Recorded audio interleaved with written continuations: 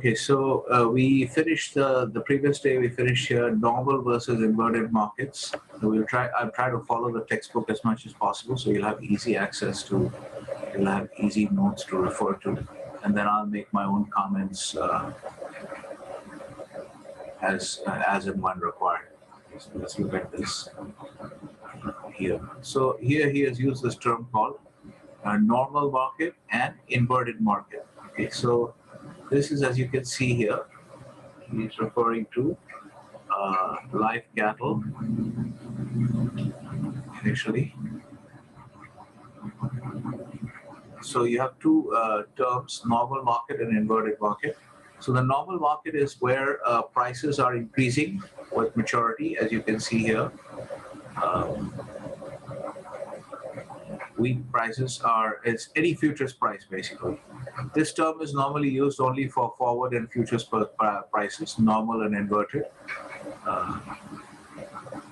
Sometimes it's also used for interest rate markets, but mainly it's used for futures markets, and mainly also for commodity futures markets. So you can see here, futures prices increasing function of the maturity of the contract. Okay, this is the normal market. So he's talked about gold as an example.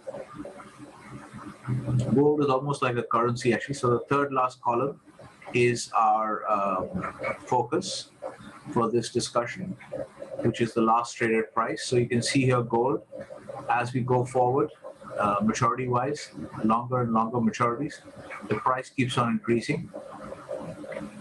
And you'll see that with some other contracts as well. Crude oil also, you can see the same problem, the same phenomena. Okay, so here too you can see corn.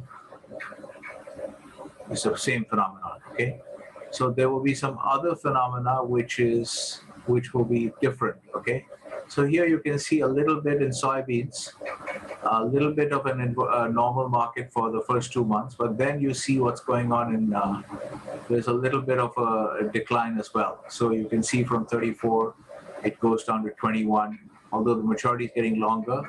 Then 11, then of course a slightly higher, but not a lot of a difference, 11.75, and then it goes even further down. So roughly around 12 between these two, 21 here, 35 here.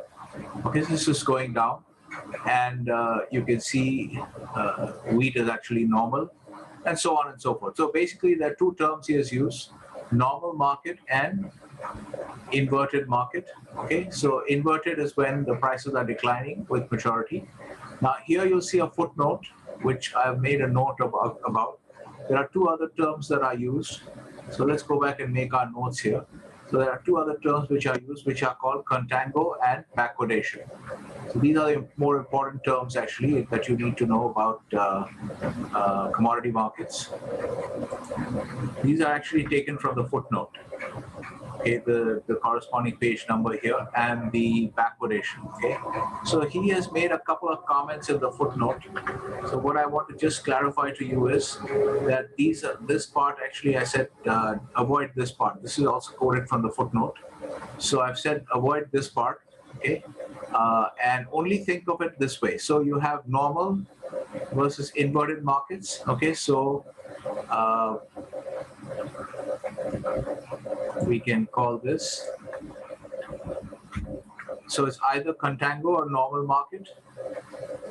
So we'll distort the footnote a little bit and put this in. So these are two new terms that you're learning with respect to futures prices, and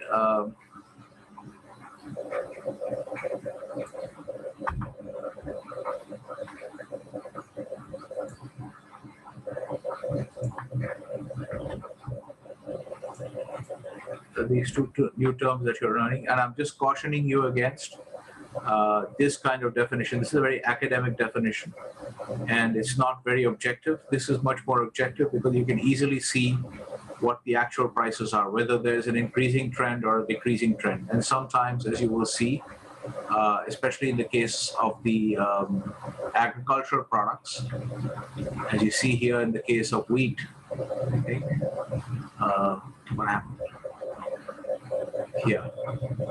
Not with wheat, in the case of soybeans. In the case of the agricultural products, and sometimes you'll see this scenario where There is a little bit of a curve for which, part of the curve for which there is a normal market between July and August. But then from August onwards, it's an inverted market. So here, this would be called a contango market in the case of wheat, 73, 83, 500, 517. This is a contango market or a normal market. And live cattle would be a inverted market or a backwardation market or a backwardated market. So we say the prices here exhibit backwardation, and here the prices exhibit contango. These are more commonly used terms, but sometimes you can say normal and inverted as well. Okay, so these are two terms that you've learned, and I'm just cautioning you against this kind of a definition. This is not correct. The one that is used in the market is this one, and this is the correct definition. It's the objective definition. Okay, so that's our discussion on normal versus inverted markets as given in the book. Okay, just a little clarification.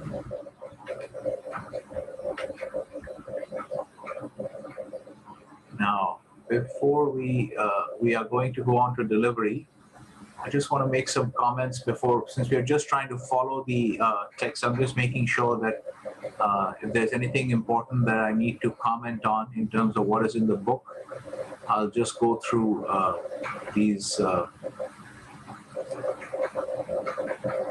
The references that I've given you. I've added one more reference. This is a chapter called Derivatives Disasters, okay, chapter 37. Please read that. It's not a very technical chapter. I mean, you may have some questions when you read that. So, but it's very important to know these stories. This is part of your learning. These are like little case studies. There's many case studies as to what happens when you have poor risk management. Since one of the things we are doing, the main focus of this particular course is on risk management. So these are all lessons in risk management. So this I'm not going to cover directly myself with you. You read this stuff, okay? So you read this stuff as well, and you can generate questions if you want. And of course, these are also to be read, okay? And so it is understood that you're reading all the stuff. And I will just quickly go through. If we start on, if there's anything in particular that I need to just highlight, I will make sure that I'm running through them.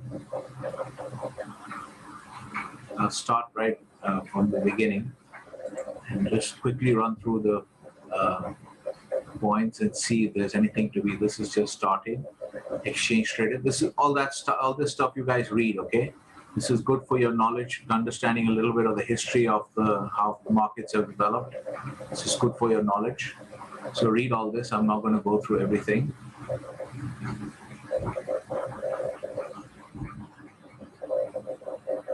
And of course, CCP, I've told you, the CCP is a new development, is actually in the OTC markets. Okay, so here you can read about the Lehman bankruptcy as well.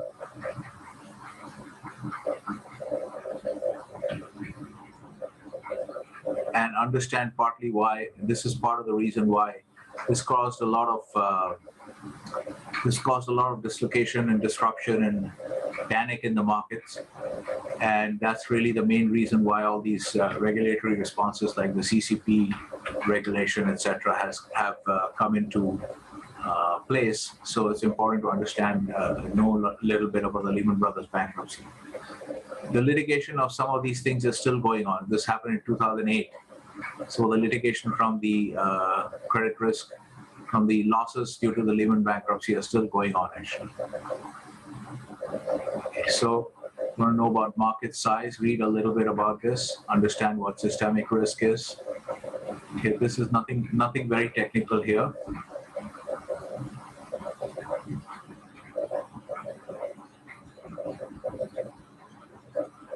Okay, I'll just make a little explanatory comment about, and what I'm going to do now here is, I'm not going to put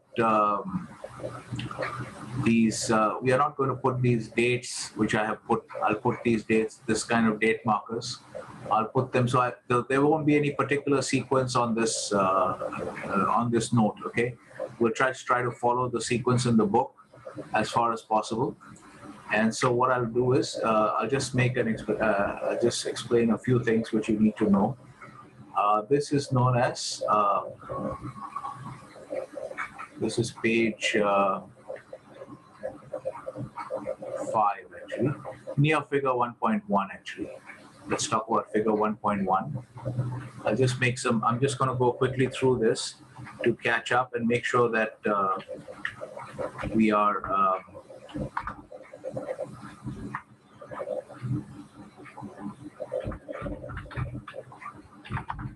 anything that needs to be clarified, which is slightly important and has not been well explained. Okay.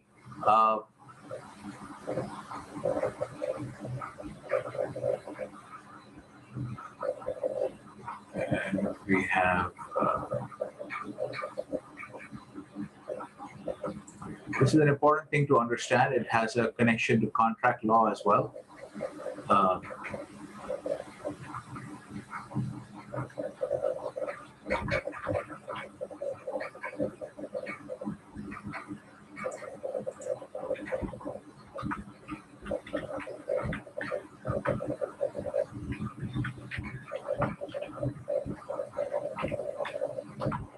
So the point that we want to understand is called, there's a big word that you should understand here. You will find this in the note here as well, but I've not covered this part of the note, this blurring of the distinctions. Under this note, you will find this discussion as well, but I've not covered it because it was a more complex topic. But since it's given in the book, I just wanted to briefly mention it, okay, which is portfolio compression, which is, I wanted to just, I am adding the word portfolio. He's only talked about compression. So the idea here is, it's a big word and it's important to know this, which is, this has some legal implications as well. So what they do here is that if, let's say, two counterparties have several contracts lying open between each other. Let's say Citibank and UBS have many contracts with each other. Okay, so if we have, say, Citi, and here we have UBS. We have many contracts. Let's say total contract outstanding is, say, 800 billion. Okay, 800 billion if we have outstanding between the two parties. Okay, outstanding right now. Okay, so what these guys will do is, and now this 800 billion, remember, these are all separate contracts that have to be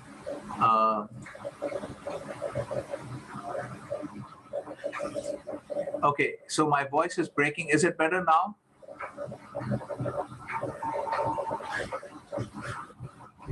Yes, sir. Okay, good.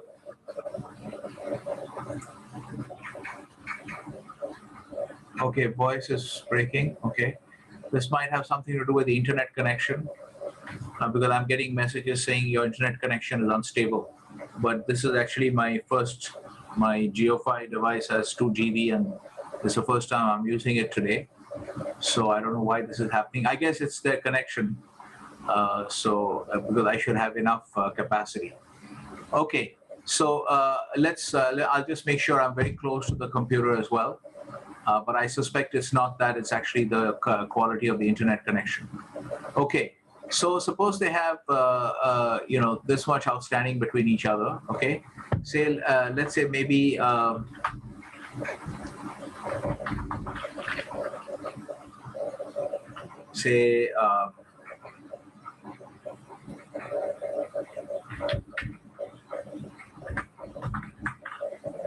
there are 950,000 separate contracts, okay? So total outstanding is, total value of the contracts is for this amount of money, so $800 billion, okay? So we have dollars here. So this is a situation, okay, in these two counterparties.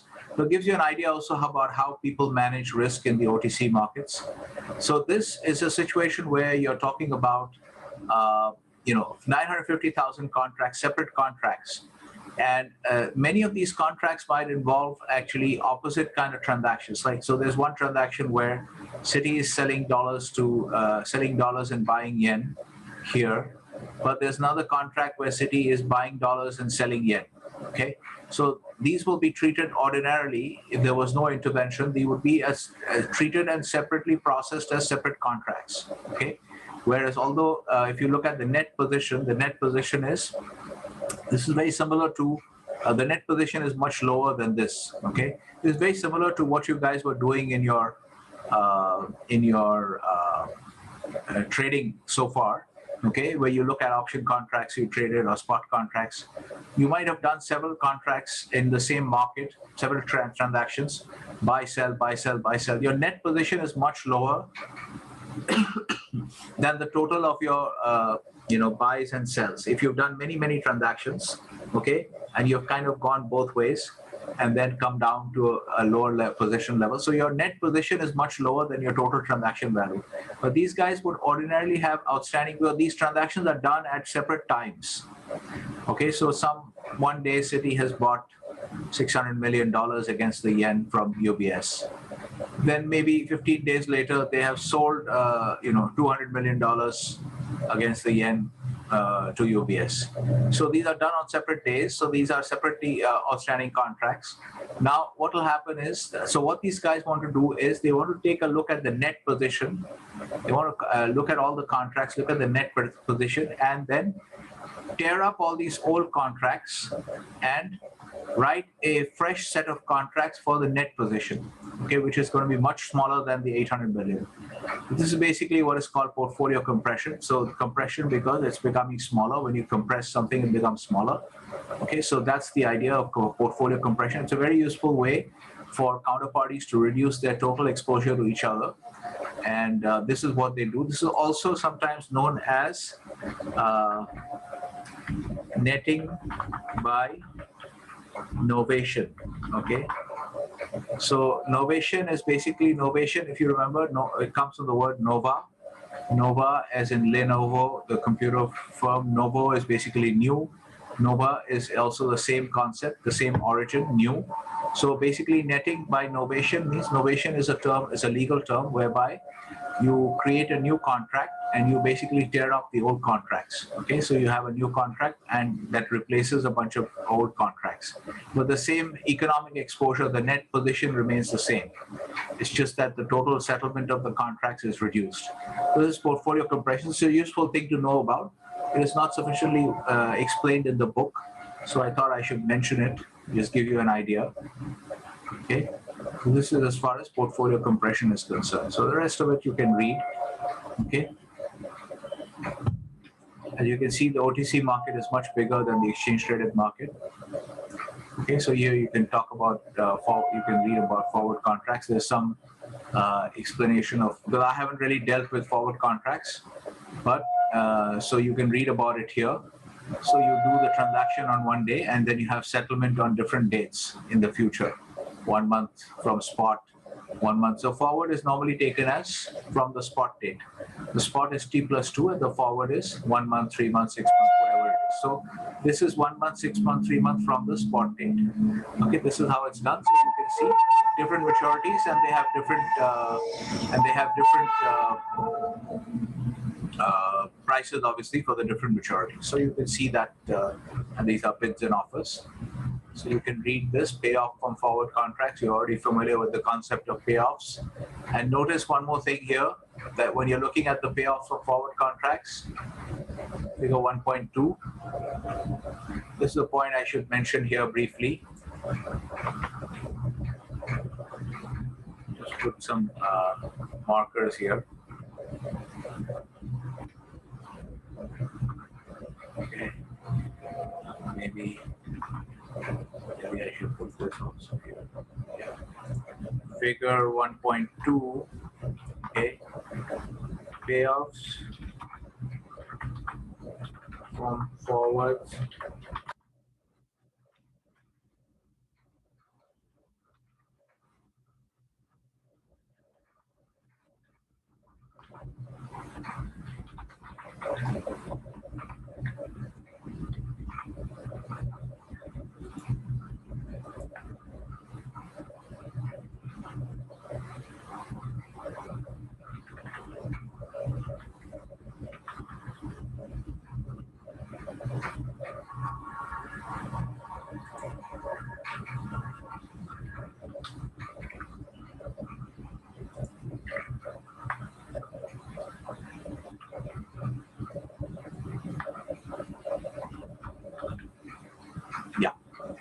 So this is the thing to note about this figure point 2. You'll see that notice what you, if you remember what we had in the CME option strategies book, the first two diagrams were actually for long futures and short futures. If you go back and compare that, this is the long forward contract payoff profile, and this is the short forward. Okay, and if you go back and compare it with the long futures and short futures, you'll find that it's basically exactly the same. Okay, looks the same. That's why we say that economically these two are the same, but there is actually a slight pricing difference, because in the case of forwards, important thing to understand here a little bit here. So in the case of the forward, basically what's going to happen is the only cash flow that will happen is at the maturity date. There is no other cash flow. You enter into the contract on today, on the transaction date, and the settlement might happen 1 month, 3 months, 6 months later, and in between there are no cash flows. Okay, and in general, as a typical OTC contract, you don't have to put up any deposit or anything. So when you enter into a forward contract, you don't have to put, there is no cash flow involved until the maturity of the contract. But in the case of futures, obviously, as you have seen, every day there's going to be a cash flow. It could be in your favor or it could be against you, depending on how the price moves. So that's an important difference between forwards and futures. But otherwise, economically, there's no difference. And as you can see, the payoff profiles are the same. Okay.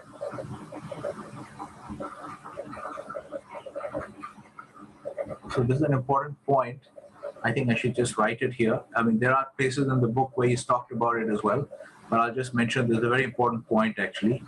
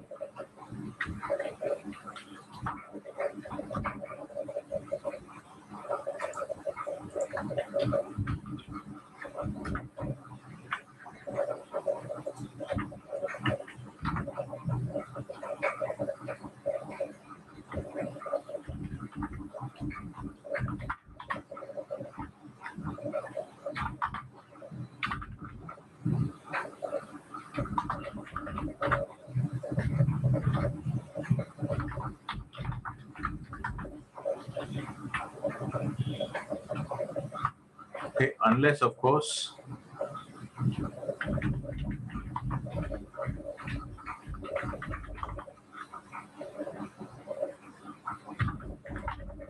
theoretically you have to be mindful of this possibility, but in general, it will not happen. Of course, if the price does not change at all, then there is no cash flow. The cash flow is only if there's a change in the price.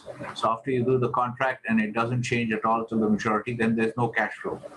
Okay, so there's only a closeout at the maturity, or you take delivery, etc. So in the case of forwards, of course, this is a typical thing, is no cash flows. Here you have cash flows every trading day. This is the main difference. Otherwise, the payoffs are the same. This is the way to understand it, forwards and futures. Okay, this part, I guess there's not much we are not going to worry about this. This relates to the pricing of forward contracts. Okay, so this is going to be dealt with in chapter 5. I don't think we don't need to deal with this right now, so we can leave that. Futures contracts, let's talk. You can read about all this. This is general history stuff. Options already have been covered brief. Types of traders, hedges using forward contracts.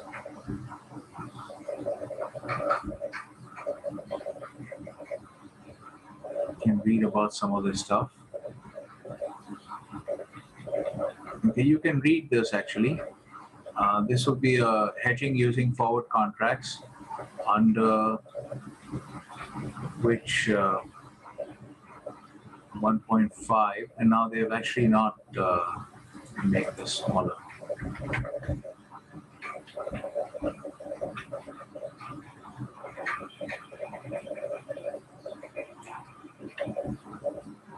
Yeah, so under hedgers, hedging using forward contracts, I think this is a useful thing to read. So I've anyway given it to you as a reading.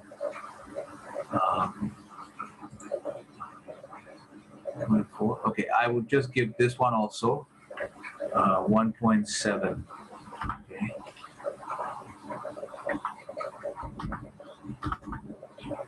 Let me see, under 1.7, you should read the hedging using forward contracts. Just read this. This will give you a further understanding of hedging, because this particular course is about hedging. Okay, so, and let me see what else is here. So you'll get an idea, but hedging with options is not required actually, but you can read it. You can read it. It doesn't hurt you actually to see the difference, look at the comparison, and see the difference in the case of options versus forward contracts. And you can see once again this idea of asymmetric payoff profiles and asymmetric payoff profiles and symmetric payoff profiles. This is actually for the no hedging. This is a long underlying position. And here they haven't given the diagrams for forwards, but you've seen the diagrams for forwards in figure 1.2, I think. So you can read this section as well. So I'm going to add this section, which is 1.7. I'm adding this to your readings, which I did not have earlier. Okay, so I'm adding 1.7. So please make sure you read this. And anytime you have a question, you have to ask me. Mostly it should be quite clear because we have explained all these things. But hedging, the basic idea of hedging, which we will hopefully cover a little bit today, you can read this box as well, which will give you some idea about hedge fund strategies. So hedging using options is, we don't need this 1.8, we've already done this. Okay, so we go to 2.1.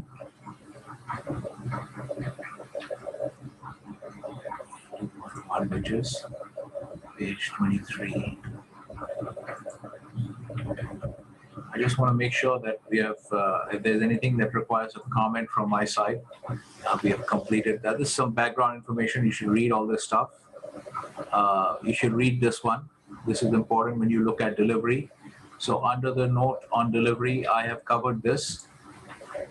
In the note under delivery, when we are talking about delivery, under the after margins, we have a discussion of delivery, physical delivery. I've talked about BS 2.1. That is Business Snapshot 2.1. This is the one that I've talked about. So please make sure you read this. How you can end up getting delivered on a futures contract, especially a commodity futures contract, which allows for physical delivery. So you have to be very careful. So we'll discuss some of those procedures today, what you can do. I want to just make sure that, so you can read all this stuff. We have given you the reading for, the reading is still 2.1 to 2.7, okay, 2.1 to 2.4, and then 2.6 to 7. Okay. Let's see if there's anything here that needs to be covered.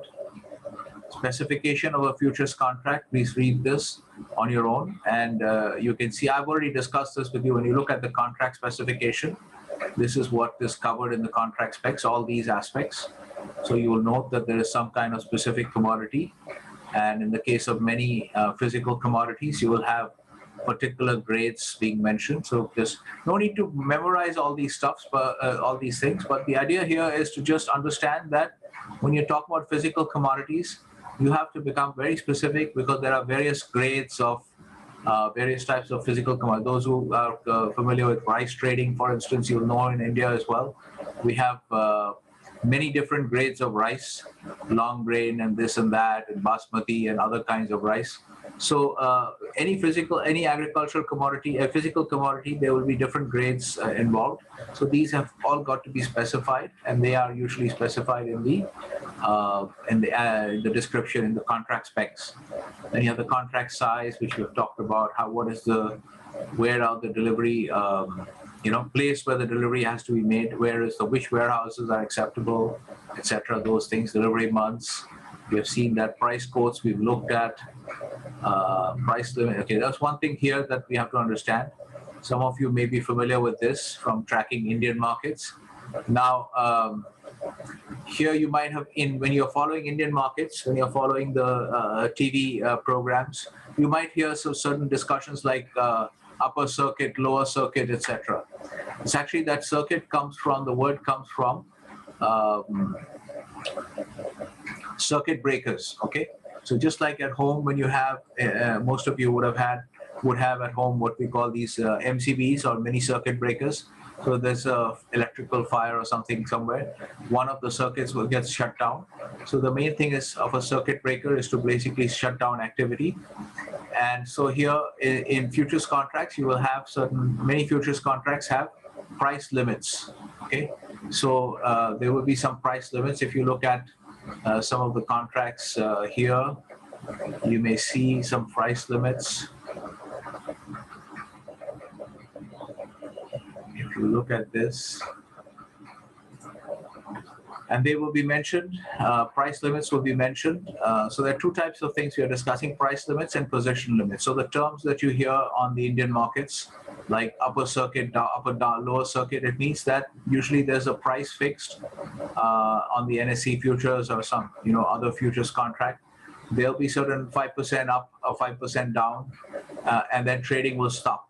So when they say upper circuit, that means it's gone 5% up, or lower circuit means it's gone 5% down. What they really mean is the upper limit and the lower limit of the circuit breakers. Those are circuit breakers, which is plus 5% plus minus 5%, then trading will stop for a while. That's basically with regard to price limits. Okay, so you have to understand these terms: limit down, limit up. Okay, these are the terms, and in India they use these terms like upper circuit, lower circuit, etc. If we look at the contract specs, they may mention the price. Here you see the minimum price fluctuation, position limit. Yeah, so you can see it has two aspects. There are position limits, which we'll come to, and then there's a price limit or circuit that you can see this. This is the circuit breaker. That's why it's called the circuit breakers. That's why here in India they keep saying upper circuit, lower circuit, and all that. Here, look at this. Your trades are, the daily price limits are given for every kind of product. You can see the price limits in equities. Okay.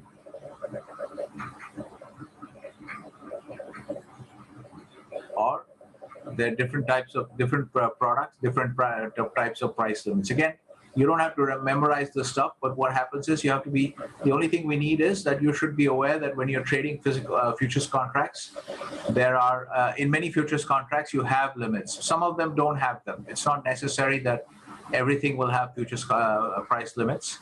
In some of the agricultural products, like I think wheat, corn and all, they don't have price limits.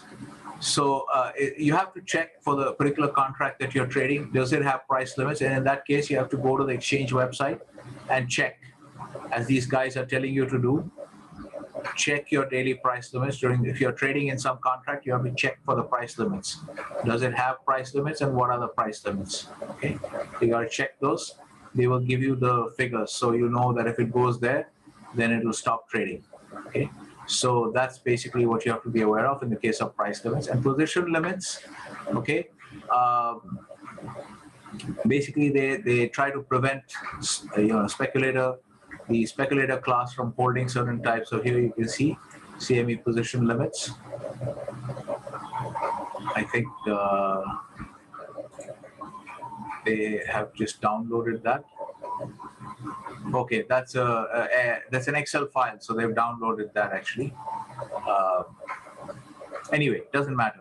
So you will have position limits for, especially for speculators. There'll be maybe some limits for hedgers as well. So the idea is certain types of customers are restricted in how many contracts they can hold, at a point of time. That's the position limit part of it. Okay, now this is another point that I should discuss briefly with you guys, which is convergence of futures price to spot price. So here we're actually going back in the text a little bit just to make sure that we are covering everything after we completed the section on margin, on the operation of margin accounts. And so here, this point, convergence of futures price to spot price, is section 2.3. So we have this here. We can actually, yeah, I can talk about this here.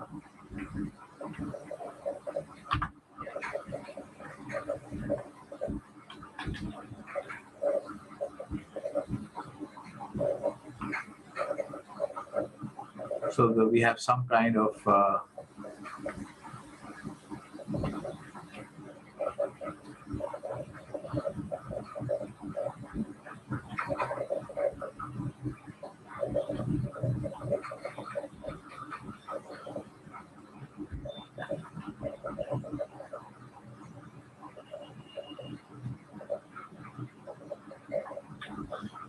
yeah, this is before margin.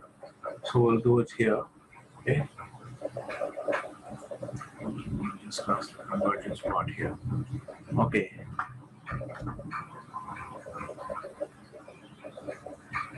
The cash futures basis. Okay, so this idea here, we'll just briefly discuss it.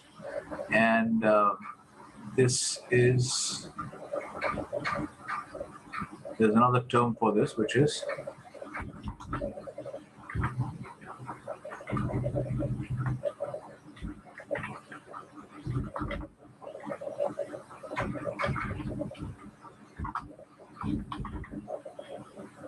so the term basis. The basis refers to the difference between these two prices. Okay, so the idea here in this particular module, what he is discussing is the idea that certain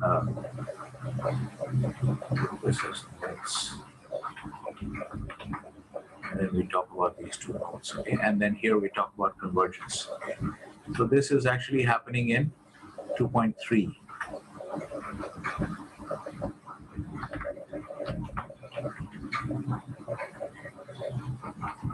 So what he's trying to talk about here is that here you see the application there. What we are going to actually exploit is this. We're going to discuss this arbitrage. Here, arbitrage is used in the proper sense, in the sense of what we have discussed as CRA, or classical riskless arbitrage. You can completely remove the market risk, almost completely. I mean, there may be some interest rate. I think even the interest rate funding uncertainties would not remain.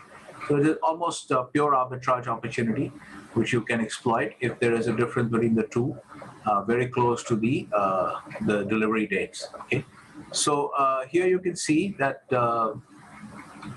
Essentially, let's look at the picture first. They say a picture speaks 1,000 words. It'll make it very clear. So what they're saying is this is basically the basis. Okay. So although this is called the spot price, we say cash futures base. The term is that we use in the industry is cash futures basis. Okay. Here, cash is not used in the sense of currency notes. Cash is also not used in the sense of transactions value cash, which is the transaction date and the settlement date are the same day. It's not used in either of those two senses. Cash is used in the sense of cash markets versus derivative markets. So the futures is a derivative contract. So the cash market is a contrast to the derivative contract. So the derivative is based on some underlying instrument, and that's the cash market. So this could be a spot instrument or it could be a cash instrument, but when we are contrasting it with derivatives, we say cash versus derivatives. So we say cash markets. So cash futures basis is what we say, but he has used spot contracts.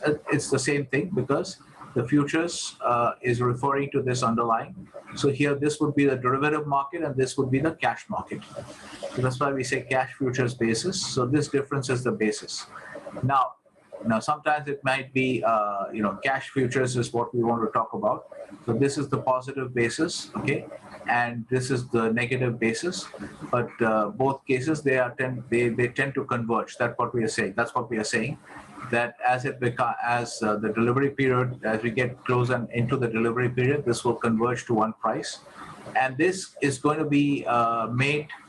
This is going to be made to happen. There's no uncertainty here.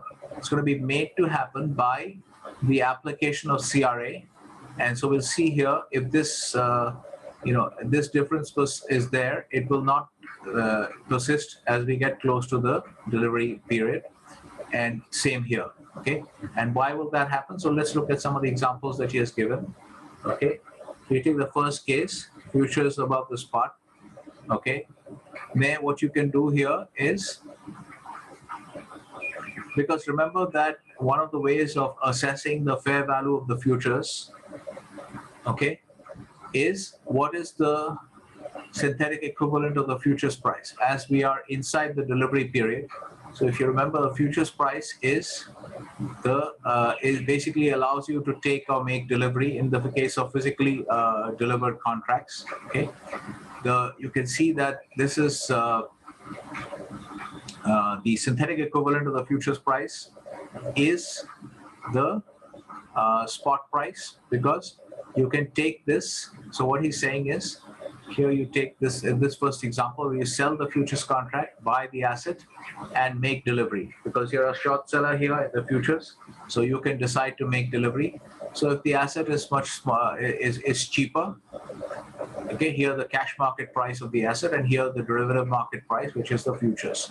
So the reason you would do this, it's again the same framework that we have always applied. Compare the fair value to the market price, and if there is a difference, then and especially here in the case of pure arbitrage-free valuation that you can do in this case, where you compare this. So the logic for this is that when you're looking at the futures contract and you're asking whether whether this price is correct, or is the fair value of this contract different from the price that I see in the market. So in this case, sell futures and buy the asset. So let's look at this one here. So here what we say is that in the delivery period, because you can make delivery on this contract, so the fair value of the futures price is, what is the fair value? What we try to do is, we go back to that logic. We always ask ourselves, when we want to do fair value for any particular contract, any particular market instrument combination, never forget this logic, okay? You don't have to memorize anything, but just remember this logic. Once you understand the basic idea, you'll always be able to crack it. How do we arrive at fair values using, arbitrage-free valuation? What we do is, in any case, whenever we are doing fair valuation, we first ask ourselves if it's possible to do arbitrage-free valuation, pure arbitrage-free, pure AFV. If we can do it, we would always prefer to do it, because there we can just force the convergence, okay, without any market risk. That's always preferable. But it may not be possible to do AFV in every situation because of all kinds of market limitations, which basically prevent you from doing the arbitrage trades that will force this convergence. So in that case, you have no choice. In that case, you have to go with your expectations, and you basically do what we have called forecast-based valuation, right? So, which is where all your stock valuation and everything, because there's no way to do AFV, pure AFV in stock, in the case of stock prices. So therefore, you make forecasts about the future earnings and you discount them, and then you come up with a value. But that value has nothing, it's nothing special, because somebody else will have a different view on it, and both of you could be right. So here what's happening is, you're looking at the futures price and you're asking yourself, oh, is there a synthetic equivalent? And you notice that you're inside the delivery period. So in that case, this futures allows for physical delivery. So yeah, there is a synthetic equivalent, because I can take delivery, I can buy the underlying contract, and in the delivery period, because these can be exchanged for each other, so this would be the synthetic equivalent. And I find that the synthetic equivalent is actually lower than the futures price. So therefore, the fair value, we say the fair value of the futures price is the price of the synthetic equivalent, which is here. So again, I go back to my framework. I'm comparing price to fair value, and I find price is higher than fair value. So I sell this and I buy the one which is lower priced. Okay, so first I sell this, and then simultaneously I sell this and buy this, and eventually, basically, this locks in a arbitrage-free profit for me, a risk-free profit, market risk-free of market risk. It locks in profit for me, and this forces the prices to converge, because as I sell this and I buy this, there is excess demand in this market. And remember, people will do this in high volumes because there is no market risk. So there is excess demand in this market and pushes this price up. There's excess supply in this market and it pushes this price down. And this forces these two to converge. Okay, so this is the basic mechanics is mentioned here, but I wanted to fit it again into our framework which you have used, which is the price versus fair value framework, so that you are able to connect it to if you go back to our here. So I just wanted to make that connection here, that this is happening as a result of applying AFV. So you would always want to, in any case, so you're thinking about computing the fair value, you would always try to see if it's possible to do true AFV. If it's not, then you have to basically fall back to this. Okay, this is also a fake AFV, so it's not really much use. It's the same as this essentially, but they have made it very stylishly. They have tried to show it as arbitrage-free valuation techniques. They have used the technique, but actually it's a forecast-based valuation, because you have to forecast the eyeball in the case of options. So you try to do this always at the first option, but if it's not possible, then you have to fall back on this, as you do in the case of stocks, bonds, projects, all these cases. Okay, so I just wanted to fit this into the framework here, so that you understand once again that this is, now here this arbitrage is not used in the wrong way. It's a right use of the word arbitrage. This is classical riskless arbitrage, no market risk left. Okay, the first transaction. Okay, and then you can see the same thing, the reverse will apply in the same thing here. So they have talked about this also. Okay,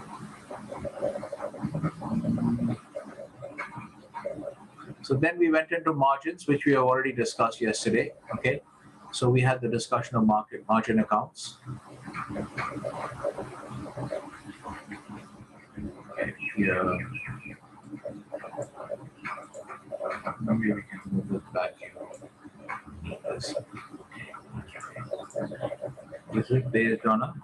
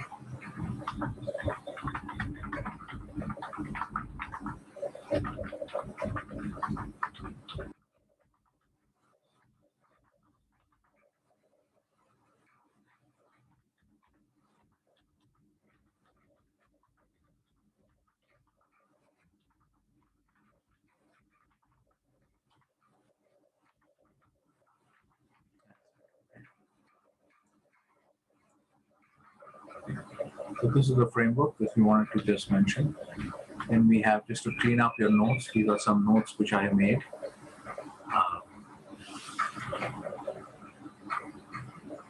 Then we went into a discussion of, then we have to go, we went into the discussion of margins. Yeah, we had a long discussion on margins, which we went into all these aspects. Okay, now we go into physical delivery. I think, where are we? Here, let's try to follow again the book as much as possible. We looked at margins.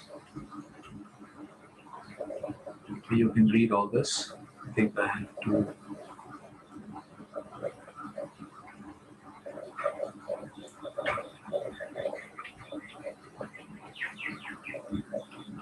Yeah, you can read all this stuff. I've asked you to read all this stuff, bilateral clearing. market quotes we looked at, patterns of futures prices. This is where, okay, so 2.7 we go into delivery. Okay, so delivery, now you're already familiar with delivery, so let's look at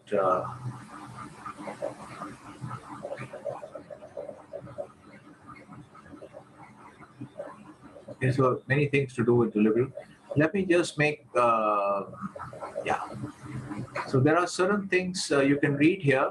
Okay, so in the case of delivery, delivery is basically controlled by the seller, because it's the seller who decides. Okay, the seller who decides whether he wants to make physical delivery or not. Okay, so here I've given you some examples of contracts. Okay, I've asked you to look at that case of cattle futures, and here you'll see when you look at the contract specs, we already did this exercise once, that it will be, in this case, they will say financially settled or cash settled.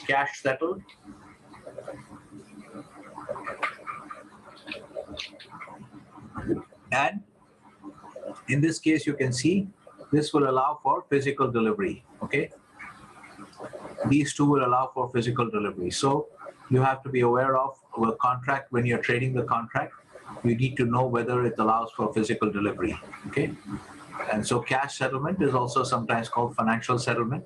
Okay, so you don't make any delivery. You're not allowed to make any delivery. Whatever is the value of your contract, if you were short at 95 and the settlement is happening, if you're short from yesterday at 95 and then today's settlement price is 90, then you have an additional $5 profit, and that will be paid to you, and that's it.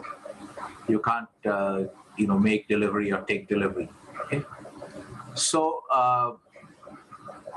physical delivery mainly controlled by the seller, but the buyer can also basically, in a passive way, maximize the probability of getting delivered. Okay, so there are certain key concepts you need to understand here. Okay, which is these, we'll call them LTD, FPD, and FND: trading day, position date, notice date, and delivery date. Okay,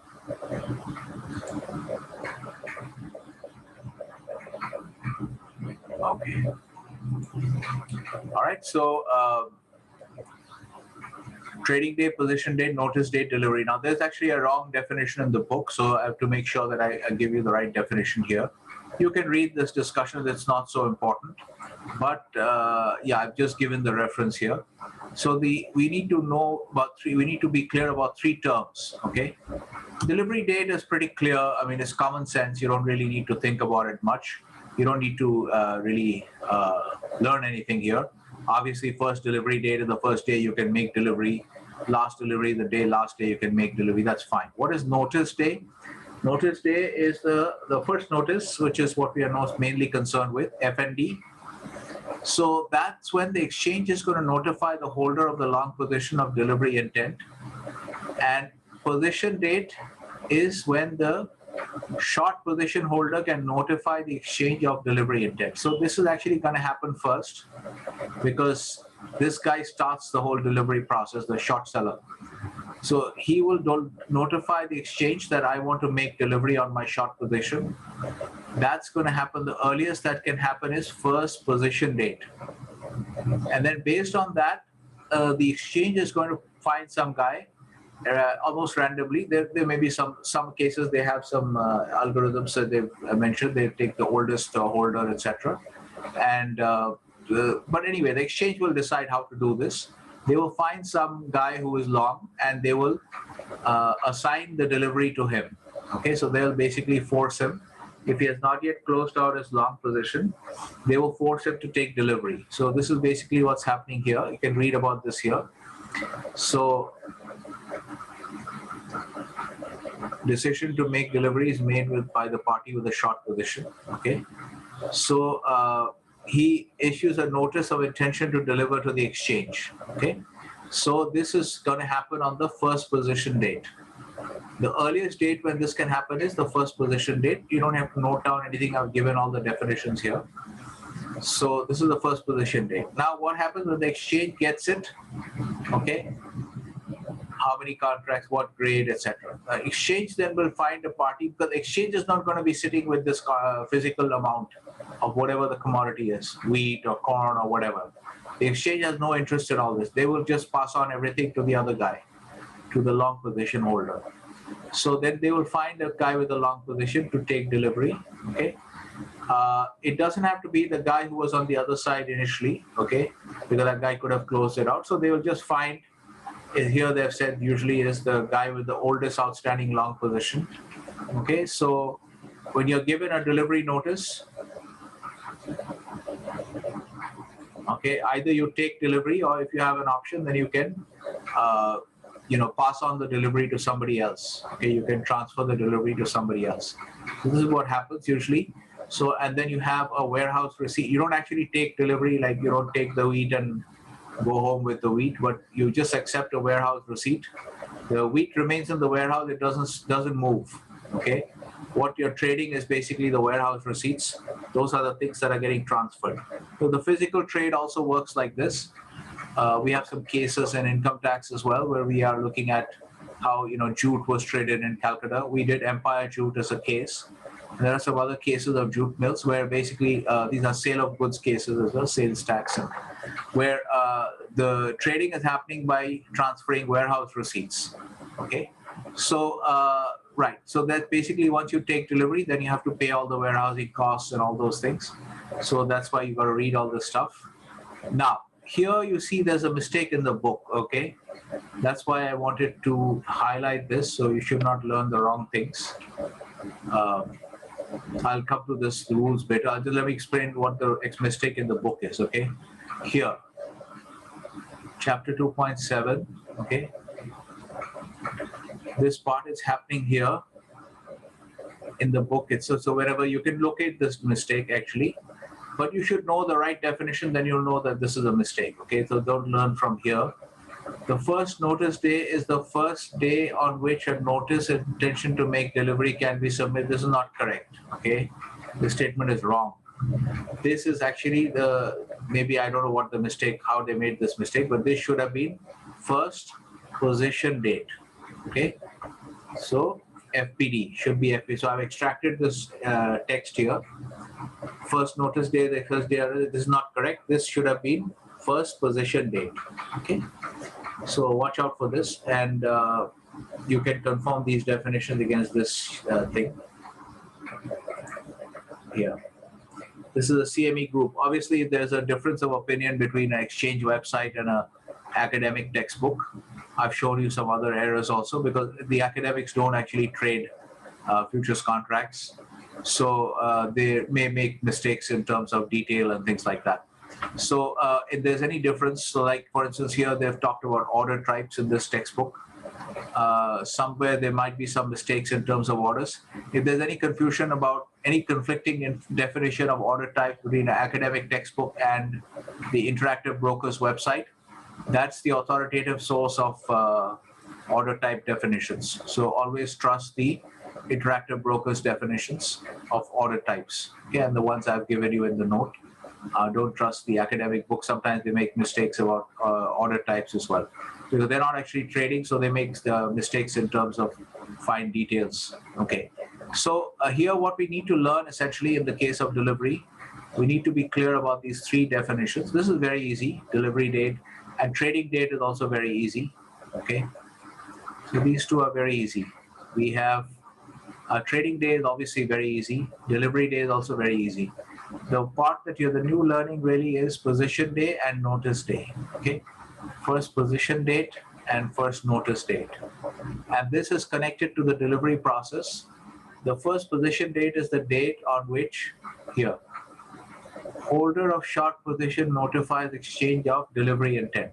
Exchange means not exchange means I give you this chocolate and you give me this sweet. Not that exchange, but this exchange means where you actually do the trading. Okay. All right. So this is the first position date, and first notice date is when the exchange is going to notify the buyer, the holder of the long position. So once this guy, so obviously this has to be first. This has to come. One thing we do know is FPD can't be I mean, F and D can't be before FPD, because this thing doesn't happen until this thing happens. Okay, this is the starting point of the process. After this happens, then this will happen. Okay? It can be on the same day, but not earlier. Okay, this can't be earlier.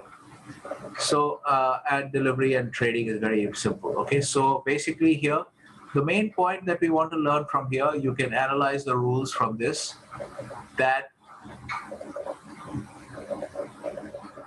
if you are actually holding a long position and you don't want to take delivery, this is generally the concern. Okay, when you have a long position, you might suddenly get delivered sometimes. Although most of the brokers now will not allow it, they will monitor it for you.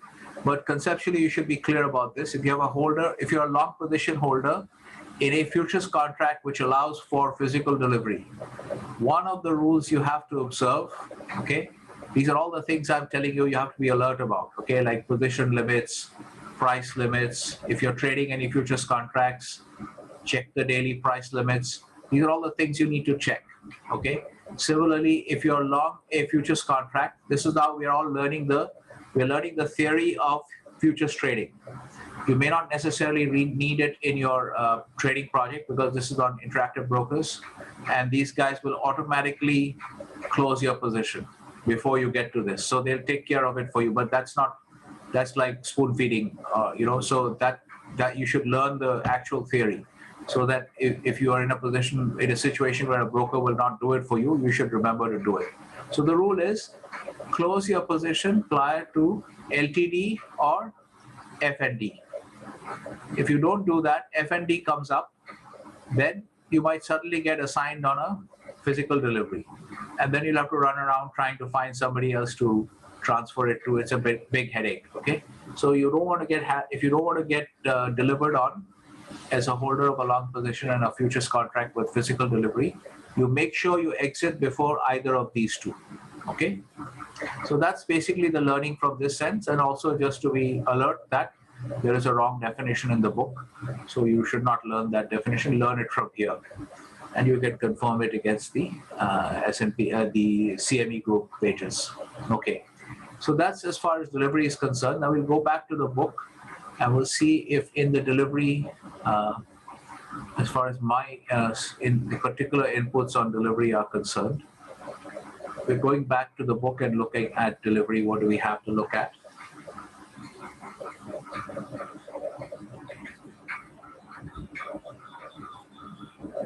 You can read all the stuff.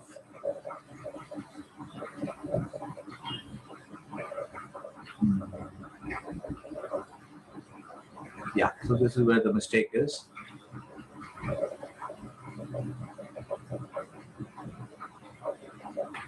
Here they've talked about cash settlement as well. Types of traders and types of orders is not in your syllabus. I mean, not in your readings, because we already covered it. And so your reading is still 2.7, but now we will get into chapter 3 as well. Okay, so 2.1, 2.4, 2.6, 2.7, we've done all this, and then we will add up. We'll just move this a little bit lower, and now we'll get into chapter 3 as well. I'll add the chapters. Let's get into chapter 3.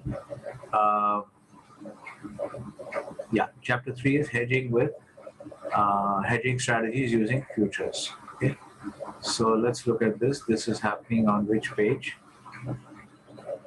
Happening on page 49. Yeah, okay. So let's start with 3.1, which is page 49, and page 48 in the okay, so let's start with 3.1, which is page 49 in the book. Okay, so just start with 3.1. Actually, 3.1 is the starting point. We need that. Okay, the page number, and then we'll go on to see this. Okay, let's open this up a little bit. Let's blow this up a little bit, and let us see here. Okay, Right. So the term is basically, yeah, we'll just learn here some of the terms that I just want to briefly explain in case. So perfect hedge, obviously perfect hedge will eliminate the risk. So what you saw for one example of a perfect hedge is what you saw just now with the cash futures basis and the convergence of the cash futures basis inside the delivery period, within the delivery period where there is a possibility of doing CRA, and the spot, the cash market position is actually the exact equivalent of the futures position because you can deliver it into the futures. So therefore, it's like a perfect hedge. So going short the futures, going long the spot is a perfect hedge for each other. That's why you have perfect arbitrage opportunities. So that short futures is being hedged by the long spot position or completely offset. Okay, so therefore that's a perfect hedge. But generally, you don't find perfect hedges. So sometimes you, most of the time, you have to deal with imperfect hedges and managing those. Okay. So the other one is the what we call hedge and forget strategies, and that's we're not going to be doing that actually, but you can understand this in your project that you'll be doing. The project that you'll be doing, you will be doing actually a little bit more advanced than this, the method that you'll be following. But you should understand what hedge and forget means. That hedge and forget means that once you put on a hedge, you kind of forget about it. Okay, you don't try to rebalance the hedge or anything like that. Okay, so once you put on the hedge, you just forget about it, and then that the matter is being taken care of. Okay. So here, you just take out the beginning position at the beginning of the life of the hedge, and close out the position when the hedging requirement is removed. Okay. So then you have dynamic hedging strategies. Okay, and frequent adjustments, which is basically this is what he's talking about initially, hedge and forget. But in your project, you'll actually be following dynamic hedging strategies. Okay, so this is the one. This is one point that we can note here. Okay, so here this is what the discussion. Remember, is here they're actually assuming that futures and forwards are the same. So that interest rate element and the cash flow element, the daily cash flows that are happening in the case of futures, those are assumed not to be happening. So we are basically assuming that these are few forward contracts, and then we are discussing futures, assuming that they are forwards. So this is obviously not going to hold up in the real world. So that's where you have to worry about the daily cash flows. So that will come to later, but that comes to the that relates to the pricing of futures contracts. So we're not going to deal with that right now. First, we'll try to understand the product features. Okay. So now, first understand the basic rule of hedging. Okay, which is that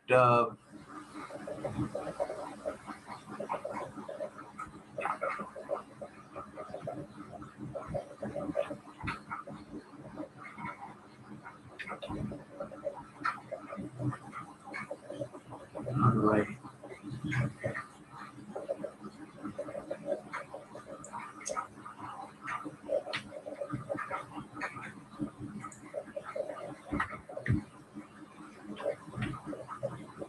Okay, let's try to manage. I'm finding it difficult to navigate here. Okay, so look at this. The idea here, and the basic idea behind hedging, to try to understand this, that there's a part where, see, basically, look at what is happening initially. So when you have the basic difference between a hedger and a speculator, if you remember, okay, if you see here, when they're talking about hedging, the objective is to take a position that neutralizes the risk as far as possible. Okay, so the risk on what? The risk on a position that already exists. So to understand hedging, you need to understand, let's go back down. Okay, so we understand chapter 3.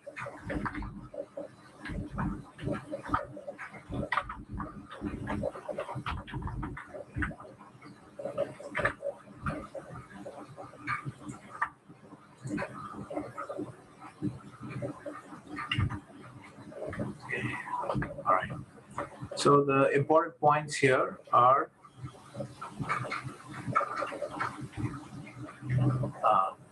there's something called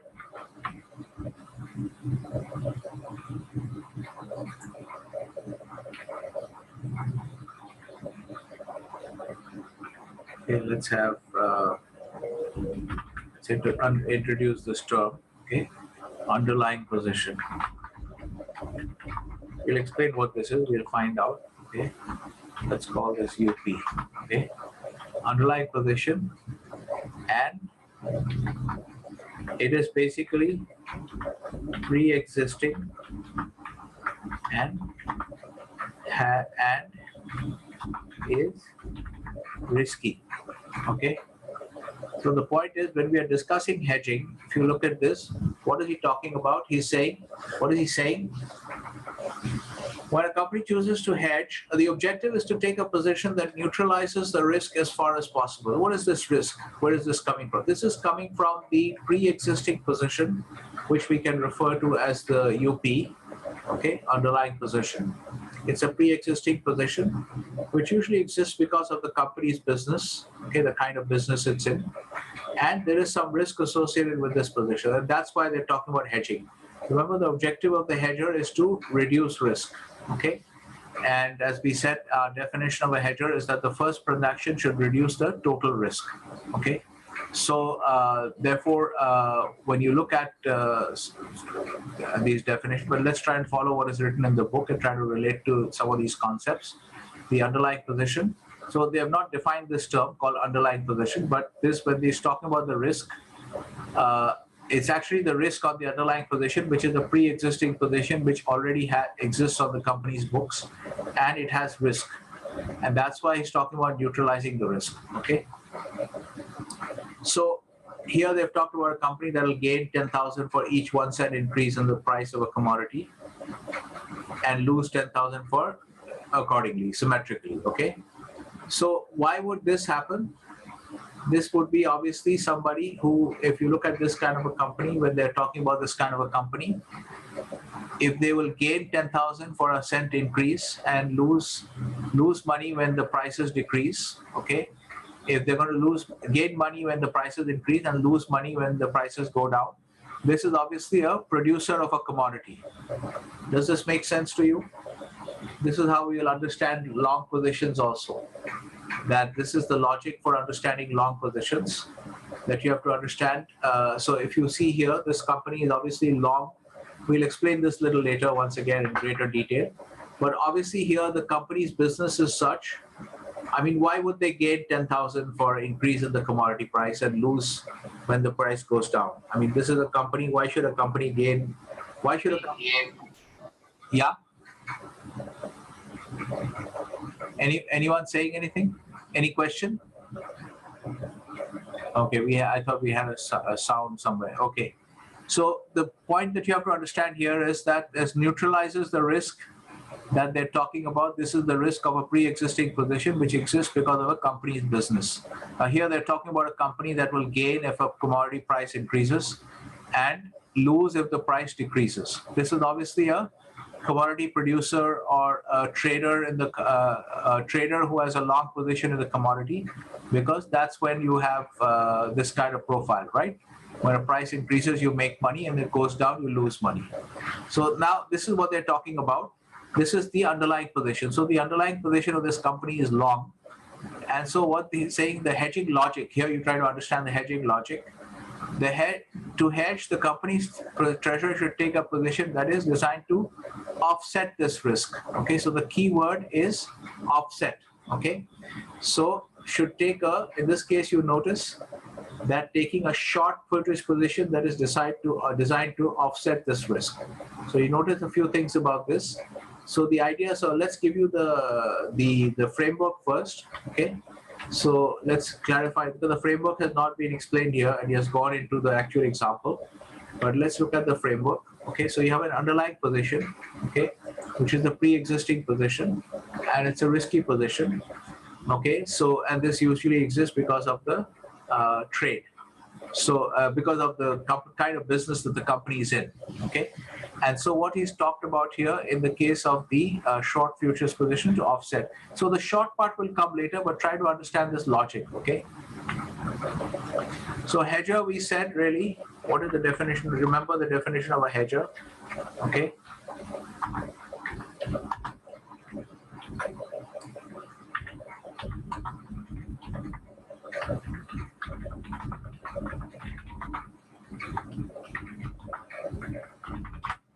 you remember, total risk, when we say total risk, we have to explain what we mean by total risk.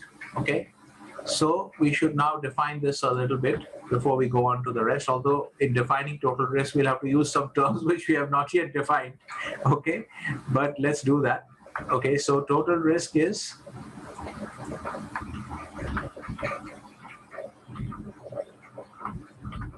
so you understand these a little better, but total risk is risk on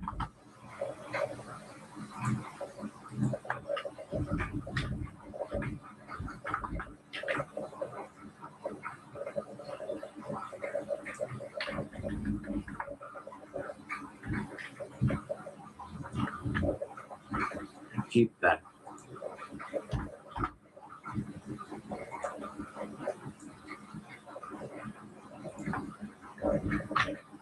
It won't fit here.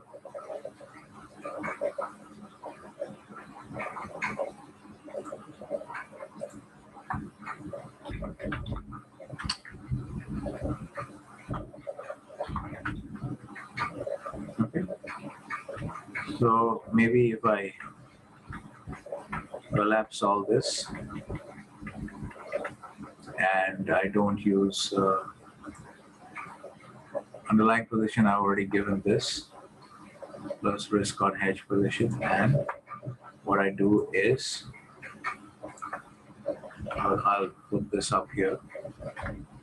Okay, so the few things to note. Okay, we are going to put markers on each of these. We are recalling this definition. The hedger, the first transaction has to reduce the total risk. What is the total risk? Total risk is the risk on the underlying position plus risk on the hedge position. We'll remove this abbreviation, which we are defining later. Hedge position will be HP. Okay. All right. So now we can remove this. The underlying position is a pre-existing position and is risky. Okay, and is basically we can also say exists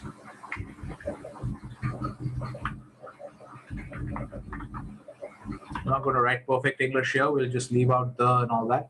Exists due to nature of company's business, okay, and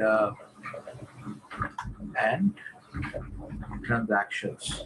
Okay, so a trader in sugar trader, a person who's trading in sugar, and he may be buying and selling, and his recent transactions may have been all long transactions, so he's ending up with a long position in sugar. So that's the underlying position that he has, and that's come about because of the nature of his business and his recent transactions. Okay, so this is how you get the pre-existing position, but it is also a risky position because if the price of sugar falls, he could lose a lot of money. That's what they're describing here. Okay, in the first part itself, we'll get a lot of the basic theoretical concepts cleared, and that will help us to proceed faster further down the line. Okay, so we have this idea that the first transaction has to reduce total risk. Total risk is just called UP plus HP. Okay. Now, what is UP? UP is the position that you have. I just gave you an example where you have a sugar trader who's carrying sometimes short trading, short sugar because he has made commitments to sell, but he doesn't have any stock. Or sometimes he has got net long positions. So these are all going to be risky positions. It's existing because of the nature of the business. Now, what is the hedge position? The hedge position is basically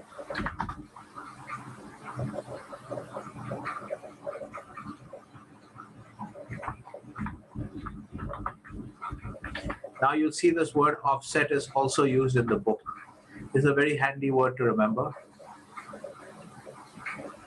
To hedge, notice this sentence, to hedge, the company treasurer take a short futures position that is designed to offset this risk. This is an important part here. This is the nature of a hedge position. Okay, so this is the basic nature of the hedge position.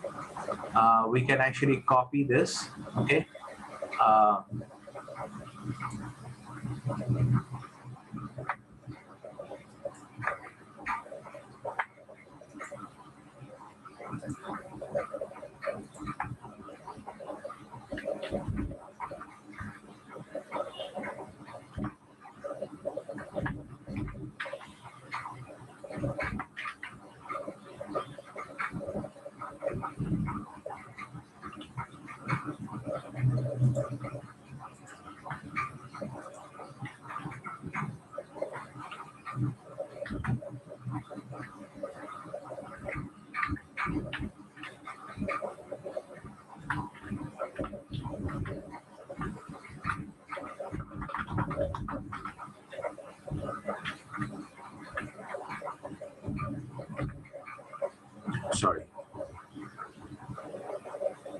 Okay, so you can see this. So this is the basic idea that when you ask yourself this question of what should be, okay, first you can understand your underlying position. This is usually not that difficult. If you're in the trade, you understand whatever you're doing, you understand your risk. Okay, if you're as let's say, and this position can be not just for traders, by the way, this can be even for countries. Okay, if we are if at this cut this is for countries, and this will be obviously when it have a position means it relates to a particular market. So if I asked you guys, what is India's underlying position with respect to crude oil? Is it long or short? Anybody has any idea? How should we define it? Long. We are long. Utsav is saying we are long crude oil. Yes, sir. Okay. Anybody has any other view? Can you repeat the question again? Yeah. If we say now, based on this situation that the company has, that the book has described, the company knows that it will gain this much for price if it goes up and lose money if it goes down. And I said this is basically because of the nature of the company's business. Okay. So the in that so this is basically that something that results from the nature of the business you're doing. So in the case of India, given whatever we have to do, the underlying position with respect to crude oil, and when we discuss positions, obviously positions are always in some market or the other. So when we are discussing this, we have to always discuss it with respect to some market. Okay, like he's also discussed it with respect to some commodity market. Okay, it can be any kind of market, price, currency, commodity, anything.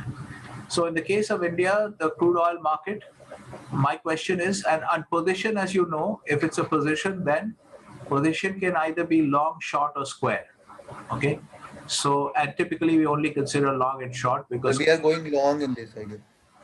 so according to Sachin, India's position is long. Yes, sir, we are going long in You this. are agreeing with Utsav. Okay. Okay. So I'll just correct you guys. So I think maybe the question is a little difficult to understand also. But actually the answer should be short because you have to understand what happens in the logic for understanding this is that, so for instance here, I'll just write it here.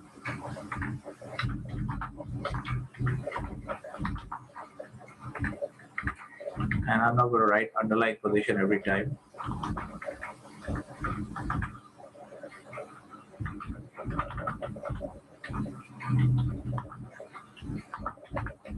Okay.